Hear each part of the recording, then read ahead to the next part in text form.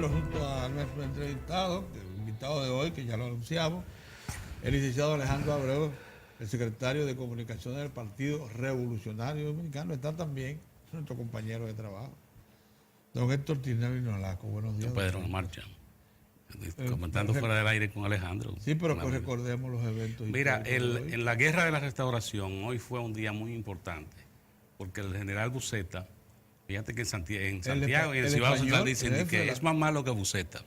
Era un oficial que en el tiempo de previo al inicio de la Guerra de la Restauración, él le tocó dirigir un movimiento represivo violento en el Cibao Central y la línea de noroeste. Bueno, pues en un día como hoy, el día 20 de agosto de 1863, ya con el fuego de los restauradores, el general Buceta y sus tropas huyeron a Santiago. Se habló que se trasladaban a Santiago, pero es que el fuego ya no lo resistían. El movimiento, ya los restauradores tenían tomada gran parte de la línea, sí. Y al ejército español solo le tocaba poner en seguridad a sus hombres y ver de qué manera ellos podrían colocarse en un lugar de menos de resistencia. Y eso es lo que explica que el general Buceta se trasladó a Santiago el 20 de agosto. Ya dejaba cuartel en la línea. El día anterior se había producido un enfrentamiento entre las fuerzas restauradoras comandadas por Benito Monción en el río Macabón. Y esto era, como dice el historiador José Gabriel García, que todo el Cibao ya era declarado restauración el día 20 de agosto. Esto seguiría en Santiago, luego también a la batalla de Santiago, que esto ya sería el 6 de septiembre que se daría, porque el ejército español se fue concentrando en Santiago y ahí se produjo la batalla que definió la guerra, cuando ya los restauradores incluso hacen la proclama pública, la declaración de victoria y proclamada la república en la ciudad de Santiago. Otra nota también que se conmemora hoy es de un político y religioso, el arzobispo de Santo Domingo, Monseñor Fernando Arturo de Meriño, murió en un día como hoy, el día 20 de agosto de 1906. Hay que recordarlo que él tuvo una participación política importante porque fue de los asesores del prócer Gregorio Luperón, y eso lo colocó que cuando Luperón tomó el poder en el año 1879, que derrocó al presidente Cesario Guillermo, tomó el poder y entre las cosas que hizo fue reformar la Constitución. Estableció el periodo de gobierno en 2 años y la no reelección. Entonces, cuando en las primeras elecciones, el presidente escogido, el candidato, fue el Monseñor Meriño, que todavía no era arzobispo de Santo Domingo, sino un sacerdote. Fue escogido presidente y eso explica que agotó el periodo 1880-1882 y luego de Meriño es que viene Lilí, el segundo presidente que va a elecciones por el Partido Azul, liderado por Gregorio Luperón, fue Ulises Heró. Tuvo una participación política muy activa en la vida nacional, fue también de lo que promovieron la idea liberal en la República Dominicana, y sobre todo el criterio de la independencia, de que República Dominicana es una república soberana. Recordar a Meriño con mucho respeto. Así es. Bueno, damos paso a don Alejandro. Buenos días, Alejandro. Bienvenido, Alejandro. Buenos días, complacido de estar aquí con ustedes.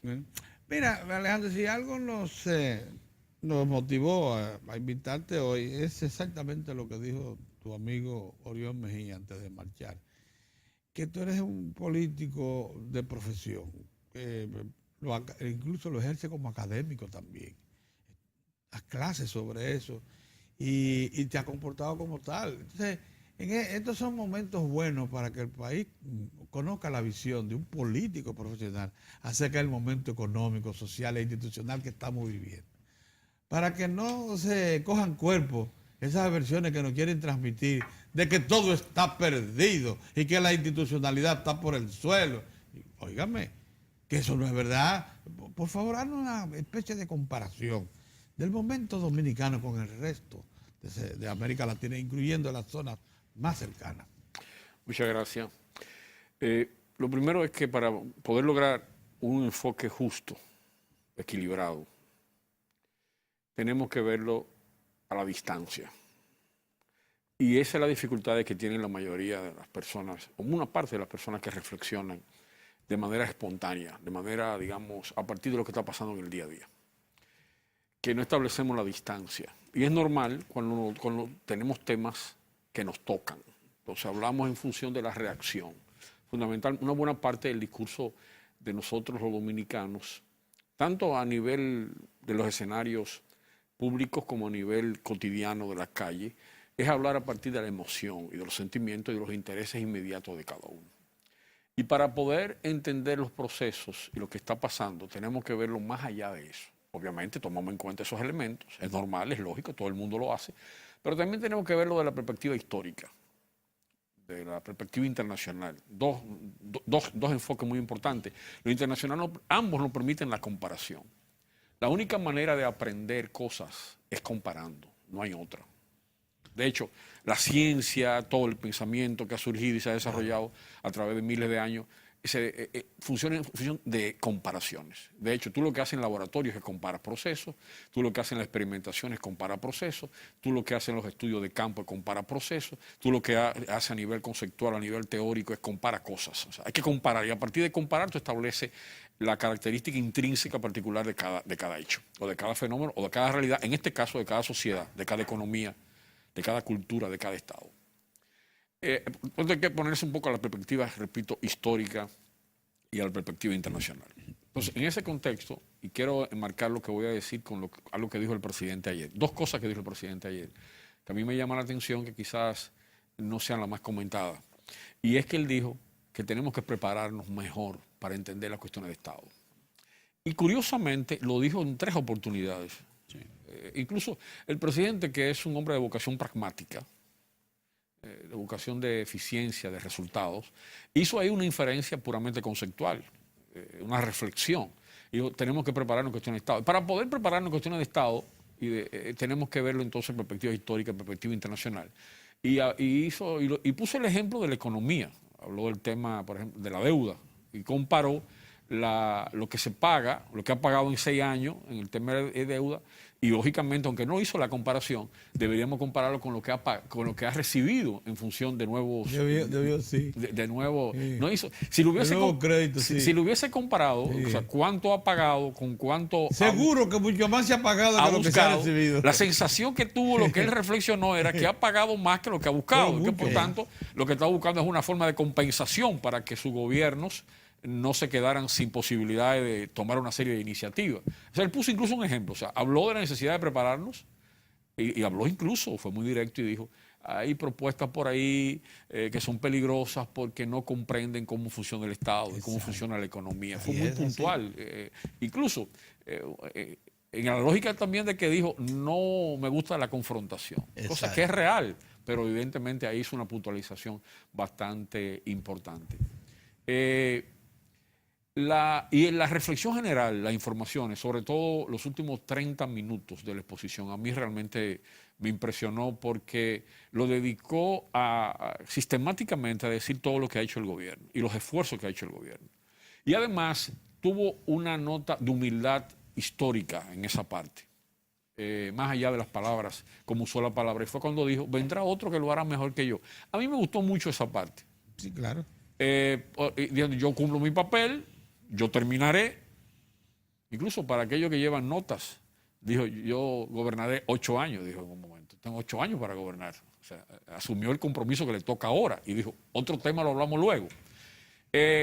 Y a partir de ahí incluso lo que hay que buscar es mejores formas de gobernar. Y quiero conectar eso con una idea fundamental que yo he llevado y que para poder entenderla pues me permite un programa como este para explicarlo mejor.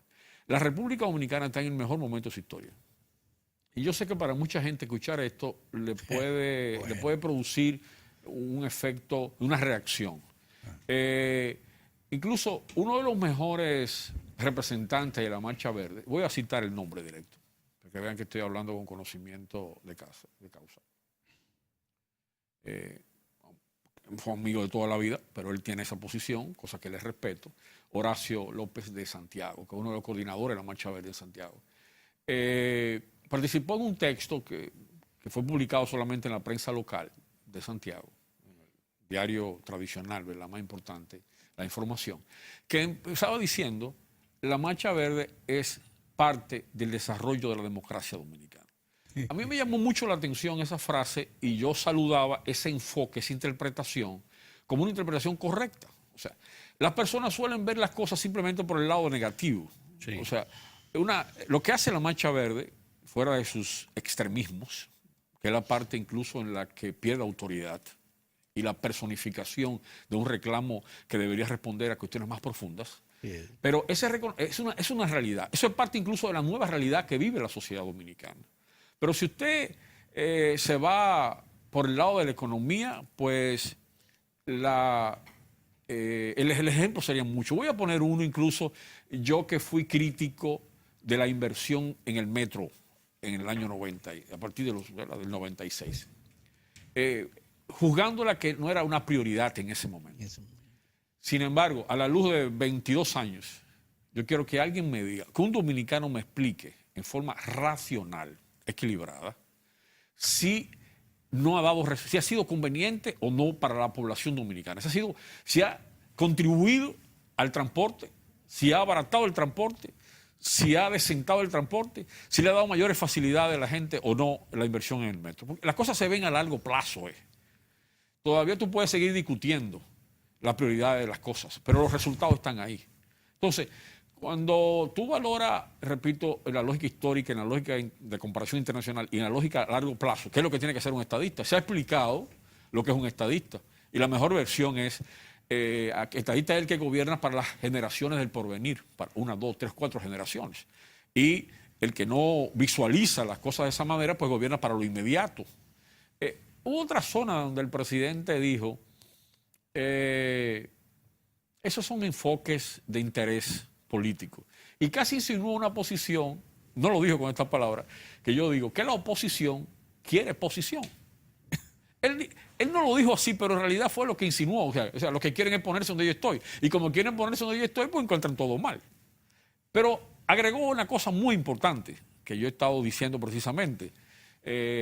No quiero decir que el presidente coincide conmigo, al revés, yo coincido con él. Y como dijo, explicó el presidente habla poco y explicó incluso razones estratégicas porque habla poco. También fue una parte muy importante de su oposición. Dijo, yo hablo con hechos, con resultados. Y yo todos los días, además tengo un contacto directo con la gente. La exposición a los medios, y otra parte que a mí me llamó mucho la atención fue cuando dijo, a la gente cuando le pone la cámara comienza a decir cosas distintas a las que estaba hablando antes, cosas que realmente me parece que tienen mucha lógica en la exposición del presidente. Entonces, la necesidad de tomar decisiones pensando en el futuro, pensando en el proceso. Ahí tenemos el ejemplo del metro. Y el testimonio más relevante que yo he tenido, yo usando el metro, tuve oportunidad de tener que usarlo en unas 2 semanas para ir precisamente a la universidad en mis clases y aproveché y dije, déjame aprovechar. Ahí tuve contacto con mucha gente. Y recuerdo un testimonio que alguien me dijo, bueno, con el metro yo pago menos, pero además me gano 45, 1 hora, 1:20, llego más temprano a mis casas. Me ahorro tiempo.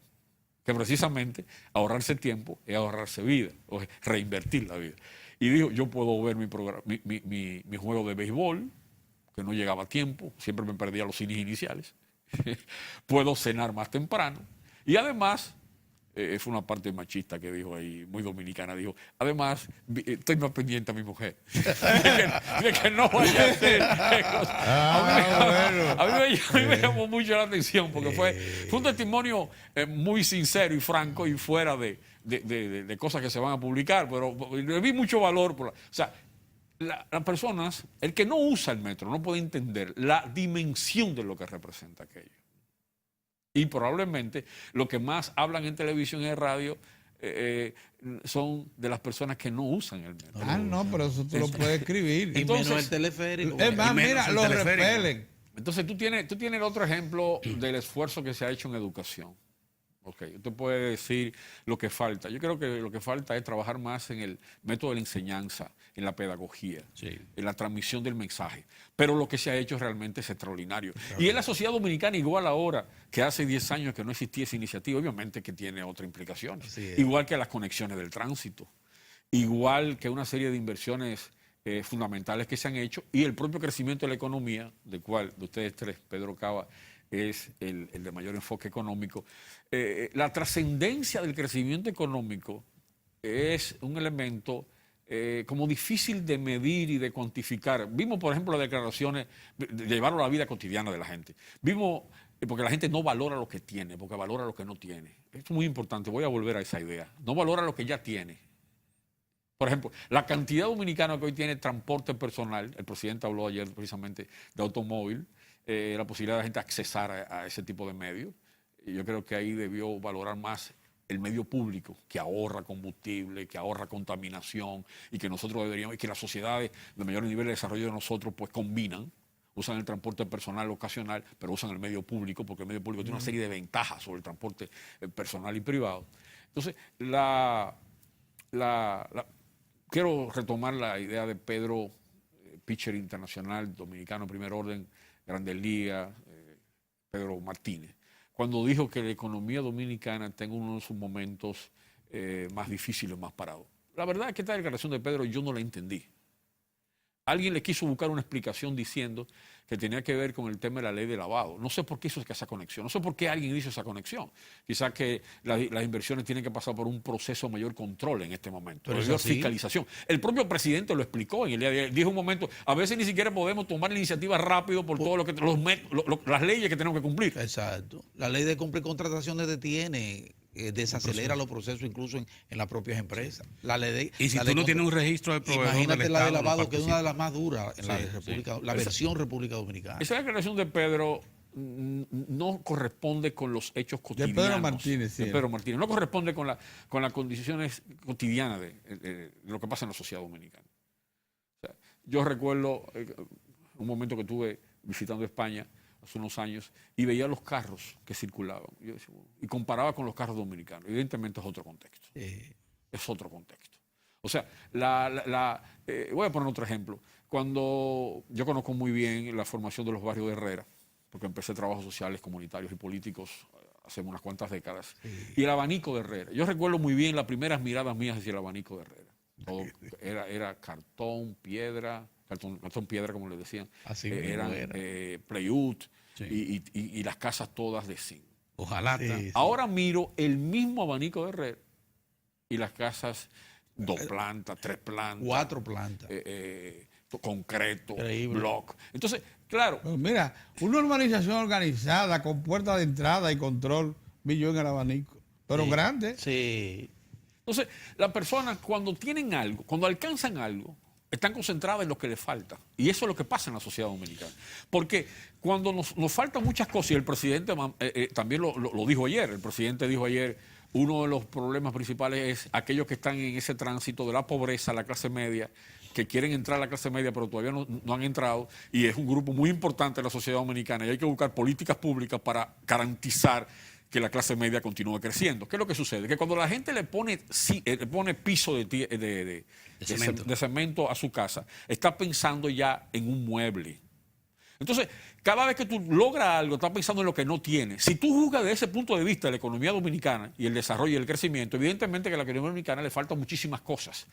Porque, sobre todo, hay que darle más oportunidades a las nuevas generaciones, hay que darle más oportunidades. Ese hincapié que hizo el presidente ayer, un momento para mí emocional, el momento emocional más dramático del discurso del presidente, fue cuando hizo referencia al tema de la madre soltera. Sí. Que se sentía incluso expresando algo, que respondía a algo que realmente y objetivamente lo conmovió. Esa madre que tiene varios hijos de distintos padres y que no tienen ayuda. Es duro eso. Y todas las iniciativas de política que se han aplicado. Pedro lo dijo muy claro. ¿Es esto real o no es real? ¿Corresponde esto a hechos, a informaciones ciertas o no ciertas? Bien, hay derecho a debatir. Ahora, todas estas cosas se escriben en el hecho, repito, de que la República Dominicana está en el mejor momento de su historia. Si usted lo compara con los momentos históricos anteriores, ningún otro momento histórico anterior dominicana tuvo la estabilidad política que tiene la sociedad dominicana en este momento. Ningún otro momento de la historia tiene la continuidad de estabilidad política que ha tenido la sociedad dominicana. Ningún otro momento de la historia dominicana tiene la estabilidad en cuanto al crecimiento de la economía sostenido como este momento tampoco lo tiene. Ningún otro momento de la historia dominicana tiene la cantidad de técnicos, profesionales, investigadores, científicos, intelectuales, comunicadores, como lo tiene la sociedad dominicana en este momento, en términos de talento individual. En ningún momento de la historia dominicana la sociedad ha tenido el nivel de mujeres tan preparadas como tiene la sociedad dominicana en este momento. En ningún otro momento de nuestra historia la sociedad dominicana ha tenido los deportistas,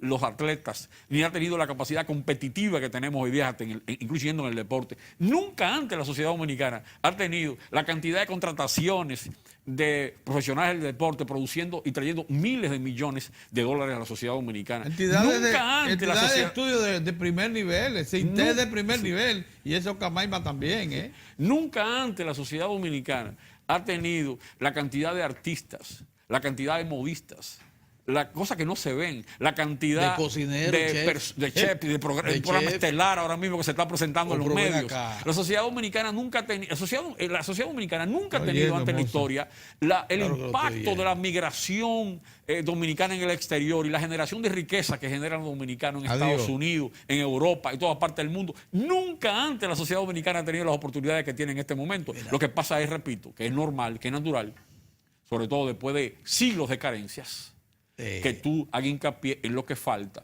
y no valores suficientemente lo que ha logrado. Muy bien, Alejandro, tenemos que ir a una pausa porque tenemos que ir a una pausa, pero vamos a retomar cuando regresemos que de la misma manera que como tú bien apuntas y ponderas, la sociedad dominicana está pasando por un buen momento.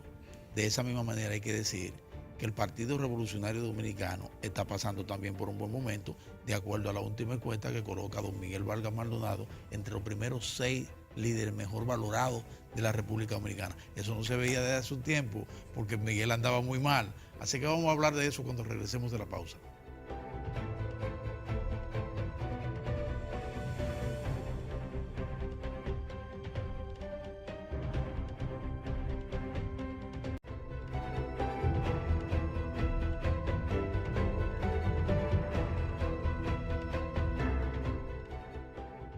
Continuamos en Diario de Cuatro. En la primera parte, el licenciado Alejandro Abreu destacaba, o sea, lo que vivimos. Y hay una situación de esto que está aconteciendo, que muchas veces pasa desapercibido, señores. Hoy comienza el año escolar. Que la República Dominicana le diga a usted que comienza el año escolar con 2 millones, casi 900,000 estudiantes. Así es. Y que de ese número, la escuela pública, la educación pública, que se la sostiene el contribuyente en el presupuesto general del Estado, tiene de esa población estudiantil hoy 2 millones, más de 205,000 estudiantes. 2 millones, 2.2. Tiene. Y los otros de escuelas privadas, 620,000 y pico escuelas privadas. ¿Qué promedio sería? Entonces, que ocurra esto, pero hay una situación que le pregunto a Alejandro Abreu, porque lo conoce muy bien, porque sé que estos eran temas que lo tratábamos hace mucho tiempo, que uno lo veía como situaciones que eran distantes, que el sistema público lo pudiera asumir, que es la educación inicial. La educación inicial eran un selecto grupo de centros privados que comenzaron con educación inicial en República Dominicana. Escuela que hoy nueva, que comienza el año escolar, las otras. Nosotros comenzamos el año escolar hoy, la cifra sobrepasa el número de 347,000 niños y niñas que van a estar en educación inicial. Ciertamente que República Dominicana está viviendo un proceso en esto de la educación, que es lo que te hace pensar, sí, que la República Dominicana va a continuar la marcha, pero que la República Dominicana va a ir superando falencias. Situaciones que nos quejamos. El licenciado Alejandro Abreu refería hace un momento lo que citó el presidente en la entrevista. Él señalaba que cuando van a una junta había muchas jóvenes, mujeres embarazadas con niños, pero dice que cuando terminó una actividad, una se quedó parada. Y esa le da la información que ella tiene 6 hijos con 4 hombres. Y que de ese número de hijos, de ese número de hijos, ya usted sabe cuál era el cuadro. Entonces planteaba esto, daba el dato de que la media de América Latina es 35% de madres solteras. República Dominicana tiene el 40%. Y ahí explicaba por qué la atención, el enfoque a las estancias infantiles. Porque él señalaba, bueno, ahí se reciben niños desde los 45 días, don Pedro, de nacido Sí. o nacida la niña, se recibe en ese centro. Y se señala. Entonces te decía que ciertamente estamos viviendo un tiempo interesante, que muchas veces lo cotidiano no te deja ver. Y así es que se pueden dar saltos. Sí, retomando lo que venimos diciendo y posteriormente entrando al tema, no puedo dejar obviamente el PRD, lo que vive el PRD, que es muy importante en este momento. Pero insistiendo con el contexto anterior y la pregunta que me hace, los países que tienen conciencia de gobernabilidad, conciencia de gobierno, voy a decir. No voy a decir conciencia de Estado, porque se entiende menos, conciencia de la importancia de los gobiernos, son los países que mejor marchan. Desde Israel, el norte de Europa, Singapur, Corea del Sur, Japón, Canadá, propio Estados Unidos, del resto de América Latina, los países que tienen mayor tradición de gobierno sostenida son pues Uruguay, Costa Rica, Chile, que son países que se destacan en América Latina. Y que nosotros muy bien tenemos condiciones para apuntar hacia esos escenarios. Fíjese Tenemos usted, condiciones. eso es importante. Tenemos potencialidades. Sí. Estamos lejos todavía, pero tenemos potencialidades. Cuando el presidente ayer decía que no es un asunto, que es normal que la oposición se dedique a criticar porque quieren estar en esta posición. Normal que hablen mal del que está en la oposición. Eso es lógico. Pero él decía, los ciudadanos, la población se da cuenta cuando usted aporta. O sea, además de criticar, usted tiene que decir cómo, proponer e incluso colaborar con las cosas que se están haciendo. Y eso es tener conciencia de gobierno, tener conciencia de Estado. Sí. O sea, eso es lo que nos falta a nosotros, al liderazgo, aparte del liderazgo social, a una parte importante del liderazgo empresarial, incluyendo el más beneficiado del modelo económico de los últimos 50 años. Le falta conciencia de Estado, conciencia de sociedad, conciencia de esa responsabilidad corporativa, social corporativa. No entender que esto no es un asunto de un cóctel, como me explicó un empresario una vez, ni una divulgación de prensa, sino que es un compromiso real para que sus empleados, para que sus técnicos mejoren sus condiciones de vida. La sociedad dominicana se sostiene, y un dato que no sale en los estudios, por algunos fenómenos no visibles, como es la red de solidaridad familiar. Esa red de solidaridad familiar es la que conecta a mucha gente y sostiene a los familiares más pobres, que viene a complementar lo que no puede hacer la economía, lo que no hace la sociedad y lo que no hace el Estado en general. Esa red de solidaridad familiar que empuja al que está atrás, que lo atrae, que incluso lo alimenta, que lo sostiene, que le da vestido, que esa red de solidaridad familiar incluso tiene que ver mucho con los dominicanos en el exterior. Eso viene a complementar esas carencias de la sociedad dominicana. Y que identifica a un joven en la frontera, allá en el suroeste, que tiene vocación para hacerse profesional, lo trae el tío, lo instala en la capital y le dice, hijo, vete a la universidad que yo te voy a sustentar. Correcto. Y lo adopta como tal. Claro. Esa red se ve así. Y es la que ha hecho muchísimos profesionales. ¿Qué es lo que necesita la sociedad dominicana? Cada vez ser mejor gobernada. Eso es lo que necesita la sociedad dominicana. No es ese juego de que cada vez una oposición mejor. Eso no es verdad. Eso está mandado a guardar. El rol de la oposición es contribuir a gobernar. Es al revés. Es un modelo de guerra fría. Y ese modelo corresponde a sociedades en graves conflictos. Que la sociedad dominicana, los graves conflictos sociales, generales, políticos, lo ha ido resolviendo. Los conflictos que quedan son los conflictos cotidianos, la delincuencia callejera, la organización del tránsito, el tema de controlar a los controladores, que es mi tesis con relación al tema de la corrupción. Sí. Si no tenemos justicia fortalecida, va a ser muy difícil enfrentar la corrupción. Si no tenemos Congreso jugando sus roles, incluyendo el rol de supervisión, va a ser muy difícil controlar. Si no tenemos estadistas que entiendan que el ejemplo es lo fundamental, y políticos que entiendan que el ejemplo es lo fundamental, sin profesores que entiendan que el ejemplo es lo fundamental. Lo que un profesor transmite no es lo que dice ni lo que manda a leer, es el ejemplo que pone con su vida en general. Entonces, retomando otra vez la idea de que estamos en un momento trascendente para que la sociedad dominicana sea cada vez mejor gobernada, que ese es el tema clave. Y ahí conecto lo del PRD y conecto la labor de nuestro canciller y presidente. El PRD hoy día, a esta fecha, Dios mediante, es el partido más estable. Es el partido más ordenado. Curiosamente. Eso es verdad. La vida tiene paradoja. La vida tiene paradoja. Eso es increíble. La vida tiene paradoja.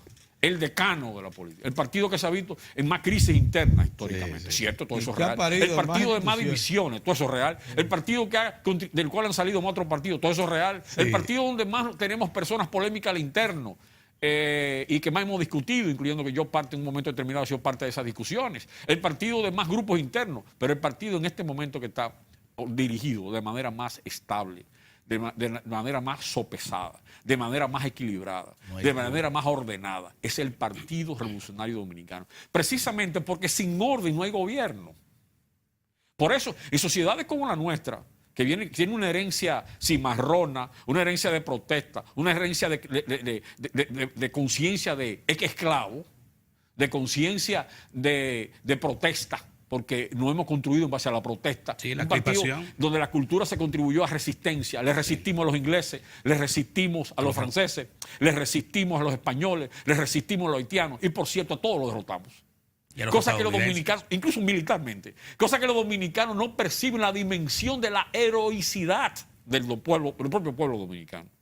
Por ejemplo, alguna gente habla del hecho reciente fronterizo que se produjo con relación a Haití y hablan de conflicto armado. No puede haber conflicto armado entre Dominicana y Haití. No puede haber y no habrá, sencillamente porque el ejército dominicano no tiene con quién pelear en Haití. O sea, Haití no tiene ejército. Ese no es, al contrario. ¿Usted sabe cuál es el peligro? De que cualquier acción de defensa de nuestra soberanía, a lo que tenemos derecho, y fue lo que pasó recientemente, lo que va sobre la población civil. El tema es lo que hizo el presidente de Haití, que es la forma como actúan ellos, acusándonos de interferir en la soberanía interna de Haití, cosa que no fue real, porque pasó en el territorio dominicano. Al contrario, el peligro que tenemos nosotros es que aquel más pobre, el más débil, el mayor, va a asumir la conciencia de víctima. Y la conciencia de víctima es muy proclive a que una gran parte de la opinión pública internacional y gobiernos internacionales pues entiendan que Dominicana está agrediendo. Exactamente. La conciencia de víctima, que por cierto, y esto es la primera vez que voy a decir en un medio, forma una gran parte de la conciencia de los izquierdistas. Y resulta y viene a ser que la conciencia de víctima no construye.